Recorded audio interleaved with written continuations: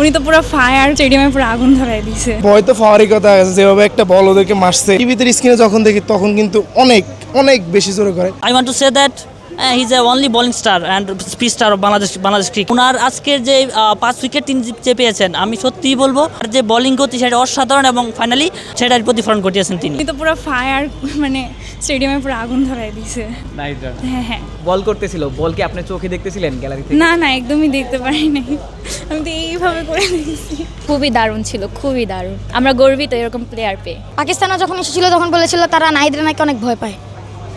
নাহিদ রানাকে অনেক ভয় পাচ্ছিল আপনার রেজওয়ান প্রত্যেকটা বল ছেড়ে দিচ্ছিল। যখন আউট হলো তখন নাহিদ রানা ইনসুইং দিয়ে আউট করেছিল।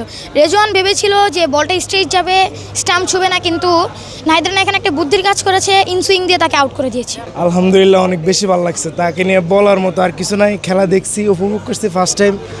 শারীরিকভাবে অনেক বোরিং ছিলাম অনেক দিন, আজকে এখানে একটু রিফ্রেশ হয়েছি। সব কিছুর জন্য আলহামদুলিল্লাহ।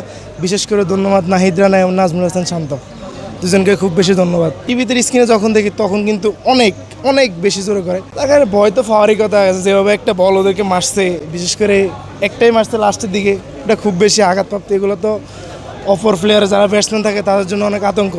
সেক্ষেত্রে সব মিলে নাহিদ রানা ইজ গুড, এর বাইরে আর কিছু বলার নাই। নাহিদ রানা অসাধারণ, এক কথায় অসাধারণ। লাস্টে যে কামব্যাকটা করলো আসলে দেখার মতো ছিল। এটা আসলে দরকার ছিল বাংলাদেশে, যেহেতু মিরপুরের পিচ, এটা বাংলাদেশের জয়, এটা সবাই আশা করছিল।